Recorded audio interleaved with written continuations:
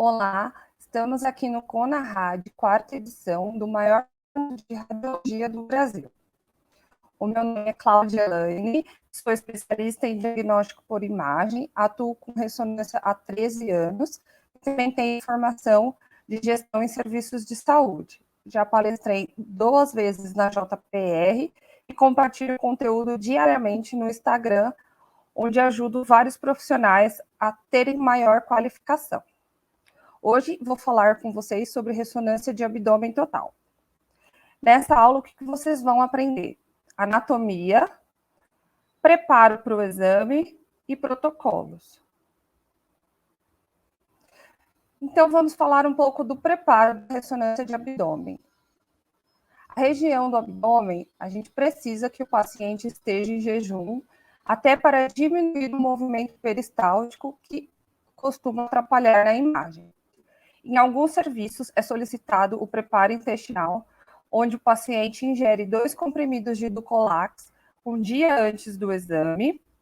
No dia antes de ir até o local, ele pode realizar um flit enema, que é uma limpeza da parte final do intestino, da região retal, e também faz o uso do Luftal para diminuir os gases.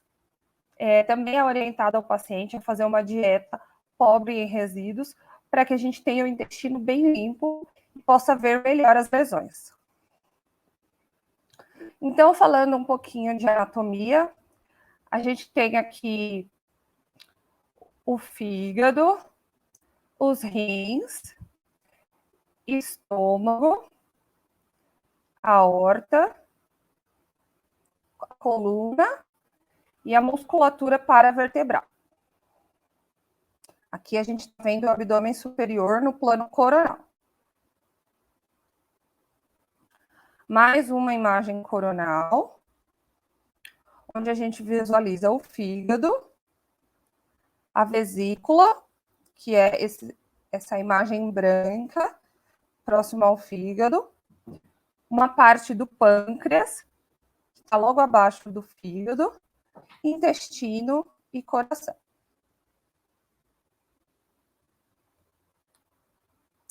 Aqui eu também coloquei 2 imagens axiais, onde a gente vê os mesmos órgãos que a gente viu nas imagens anteriores, só que num plano diferente. Então, já falamos de abdômen superior, agora a gente vai falar um pouco de pelve.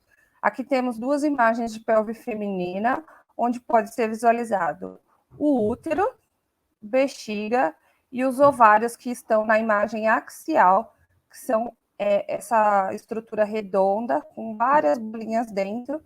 Esse é o ovário. O útero que aparece na imagem sagital, ele está retrovertido, tá? Quando ele está anterovertido, ele está na posição contrária, virado para o lado da bexiga.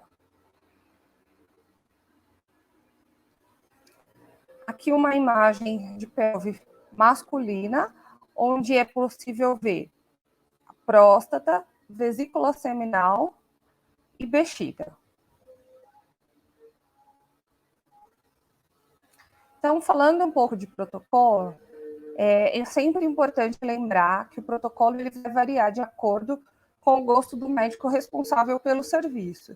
Então, eu vou mostrar algumas sequências aqui, porém, se você trabalha em outro lugar, pode ser que seu protocolo seja diferente, porque não existe um padrão mundial. Existem algumas normas, mas existem sim algumas variações e cada serviço realiza a sequência que acha melhor. Então, falando de abdômen superior.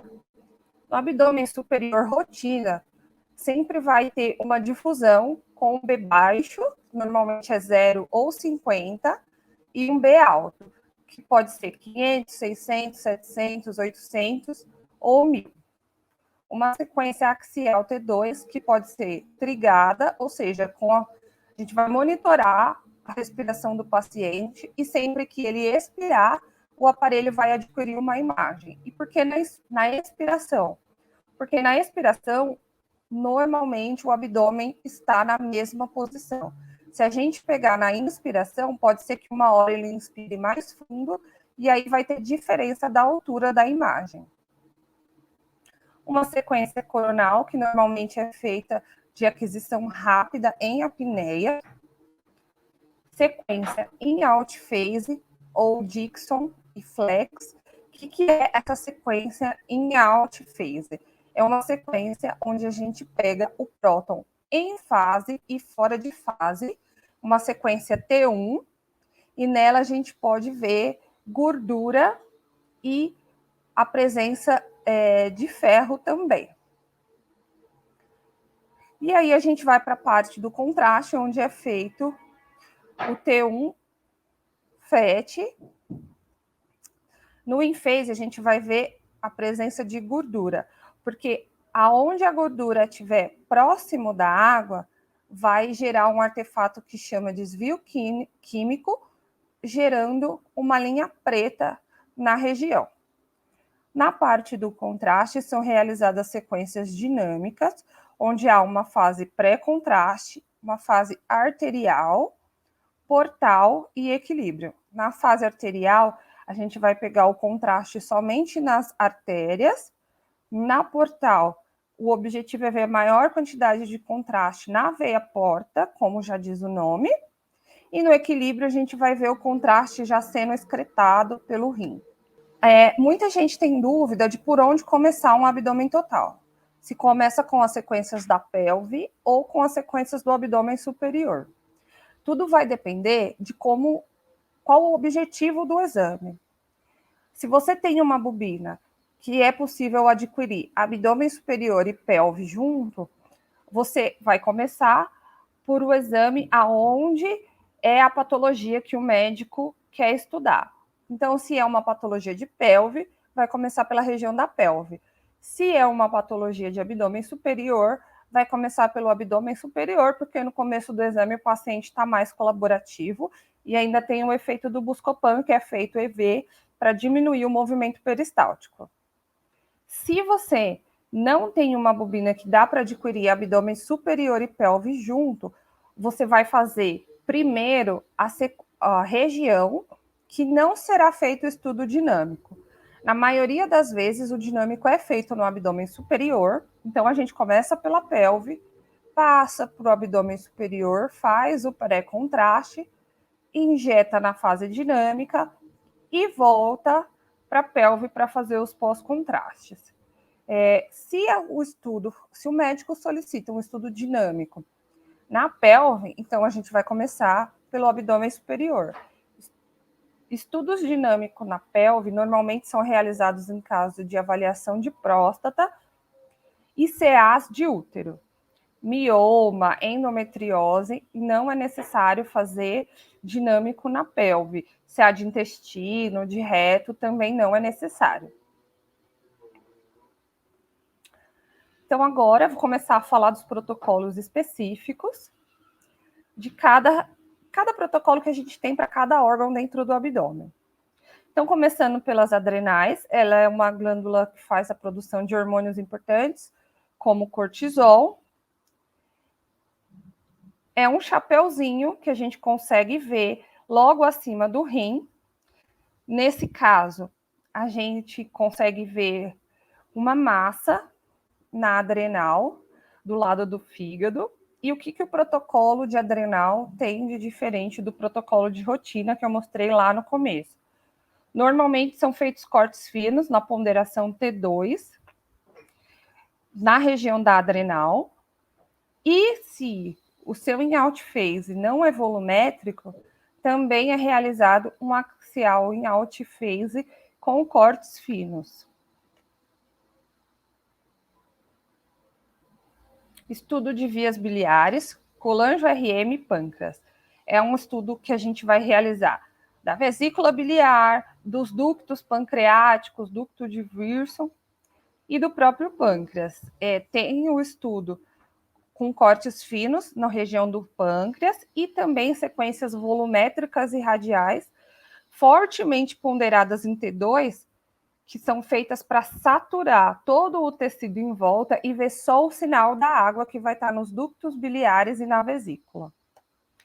Então, aqui a gente tem um exemplo de sequência de colangio, que é uma sequência com um T2 bem forte, tem um TR e um TE bem alto, que aí diminui o sinal dos órgãos e da gordura adjacente à região das vias biliares, e aí a gente vê só o sinal da água. Então, vocês podem ver que logo abaixo da vesícula é possível ver o cálice renal e o ureter direito, por conta que ali tem presença de água. E do lado esquerdo dá para ver um pouquinho de água no estômago, na região do duodeno. Para a região do abdômen superior, além das aquisições de imagem, estudo dinâmico, também é possível realizar a quantificação de gordura e ferro na região do fígado. Então, existem sequências que são próprias para fazer esse tipo de mapa, que são chamadas de IDEAL-IQ, Liver Lab e Dixon Quant. Também existe o T2 Estrela ou R2 Star. Então, aqui a gente tem um exemplo da sequência IDEAL-IQ, onde é adquirido o in-out phase, e com base no in-out phase, a gente tem as sequências com água, saturação de água e saturação de gordura, e também o mapa R2. Então, aqui a imagem C é a imagem de fração de gordura e a imagem D é o R2, que é onde vai ser medido o ferro. E aí, qual que é a diferença do IDEAL-IQ para o R2 Star?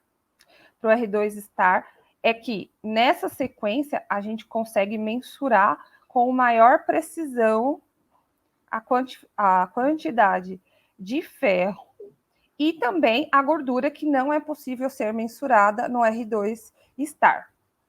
Antigamente, não sei se alguém aqui é da época que se usava sequências gradientes sem bobina, usando a body coil do aparelho, e era o método chamado de Haynes.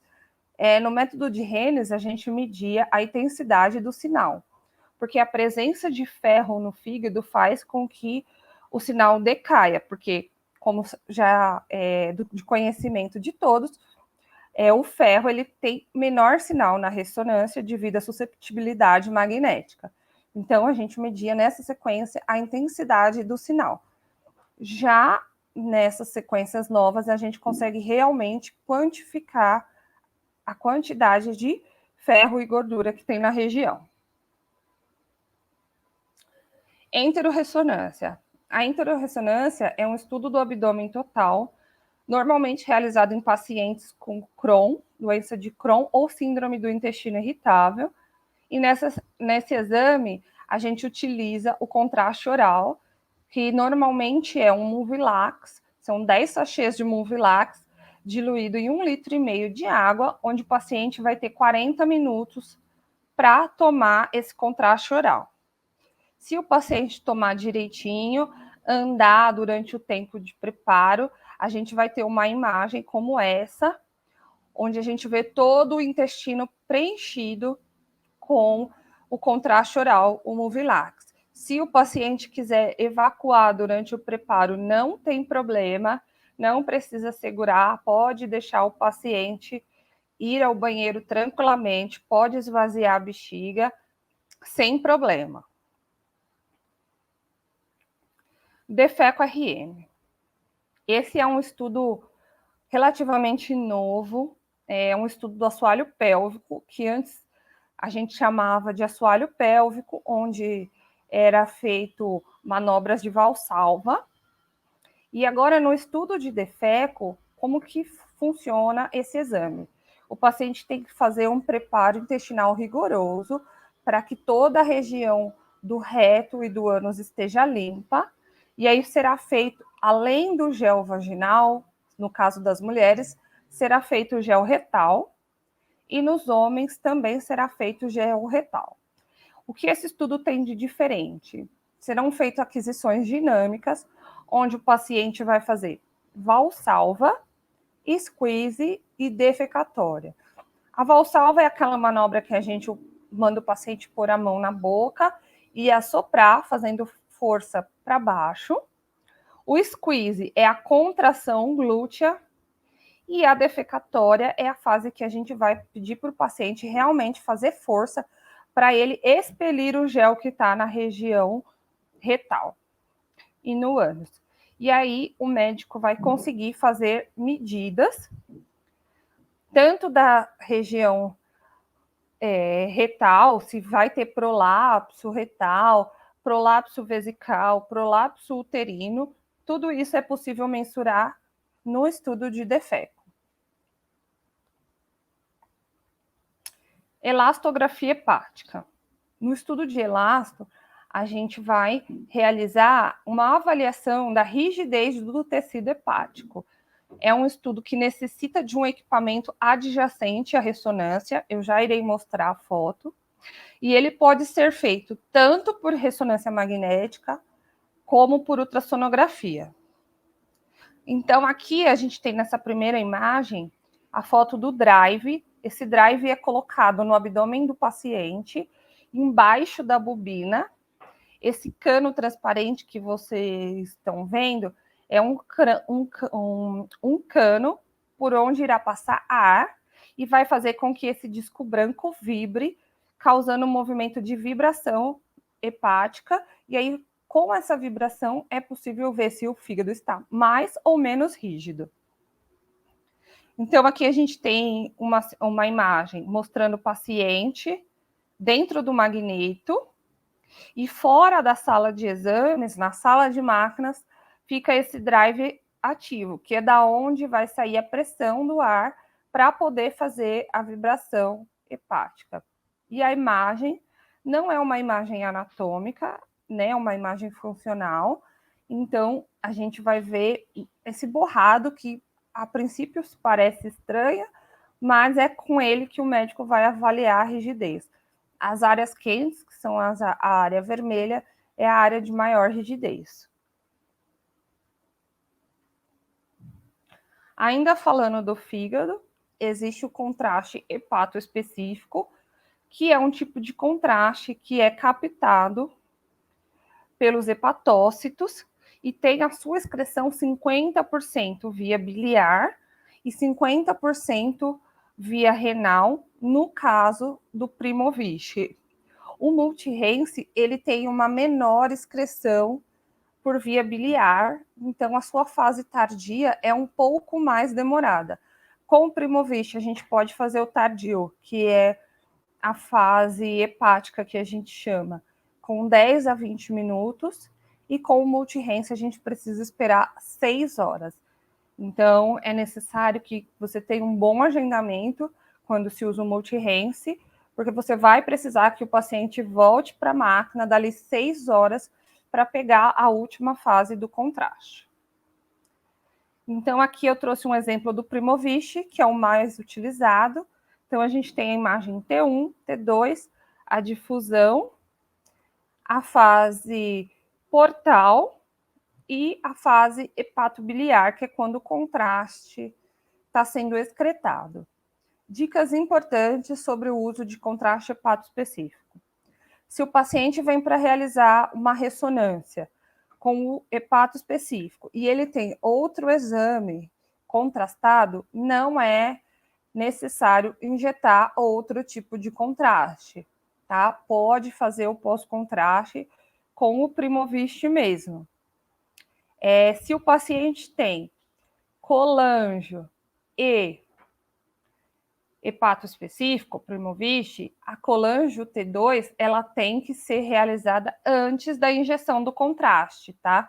Não pode ser realizada depois, porque o contraste, ele vai ter hipossinal no T2. Como a excreção é por via biliar, se a gente fizer a colangio pós-contraste, não haverá sinal das vias biliares devido à presença do contraste naquela região.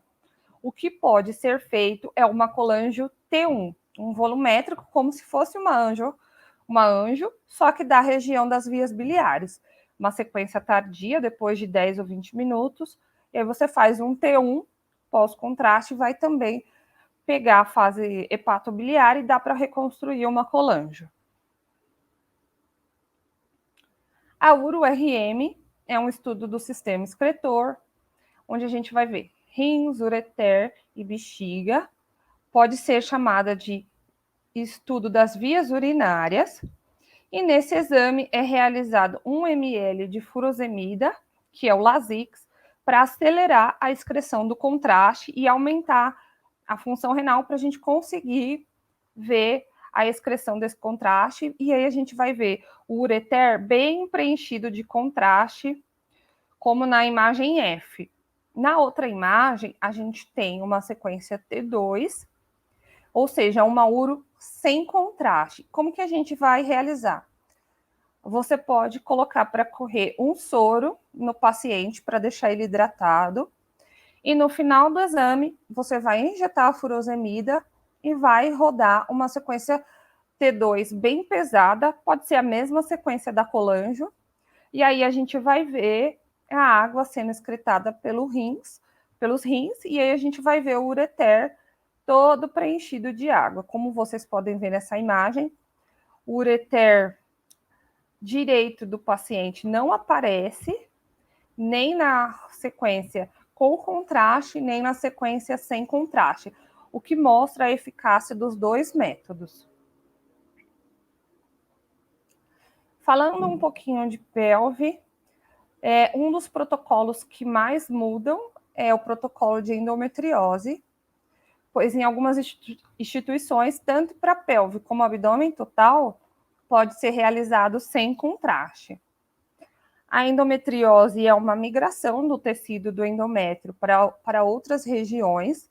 Então, aqui tem um exemplo de um foco de endometriose no diafragma, que é esse hipersinal apontado pela seta. A endometriose nada mais é do que sangue, então, sem contraste, ela já vai ter um hipersinal na sequência T1-FET. Então, não é necessário o uso do contraste se o estudo for direcionado somente para a endometriose. Se houver pesquisa de outras patologias no mesmo exame, aí sim a indicação do contraste. Aqui mais um exemplo de imagens com endometriose. As setas apontam no T2 a endometriose com hipossinal e no T1, na imagem B, com hipersinal. Observem que na sequência, na imagem anterior, que é a imagem do tórax e do abdômen, a gente consegue ver, devido à saturação de gordura, muito mais facilmente o foco de endometriose do que na imagem T1, onde a gente tem a gordura brilhando intensamente.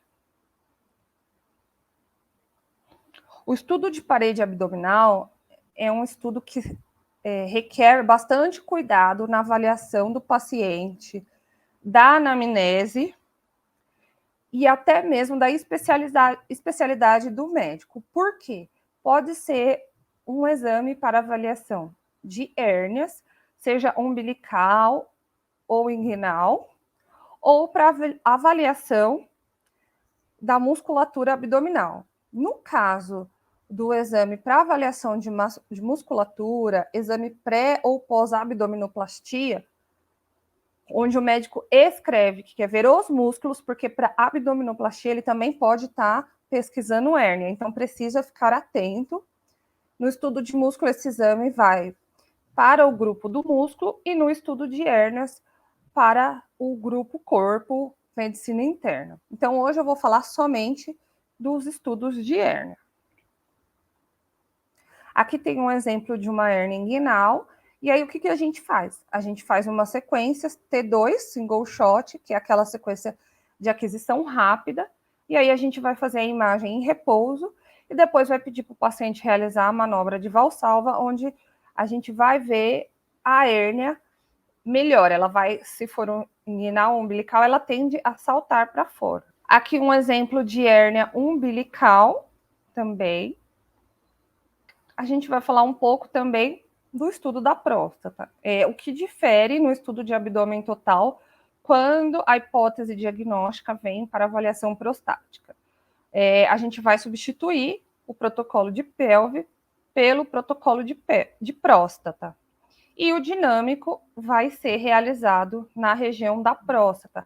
A gente vai fazer a perfusão prostática no lugar do trifásico que a gente faz no abdômen superior. Então, O superior só vai ter a fase do equilíbrio e, se o médico solicitar, uma fase mais tardia, mas normalmente só o equilíbrio para o abdômen superior é suficiente. Então, aqui tem uma imagem de uma lesão de próstata. E a nossa aula de hoje foi isso. Espero que tenha agregado muito conteúdo à vida de vocês. É um prazer participar desse congresso. Quero agradecer o convite. Espero poder estar aqui novamente. E para quem quiser, pode me procurar nas redes sociais, que eu estou sempre à disposição para tirar dúvidas. Muito obrigada.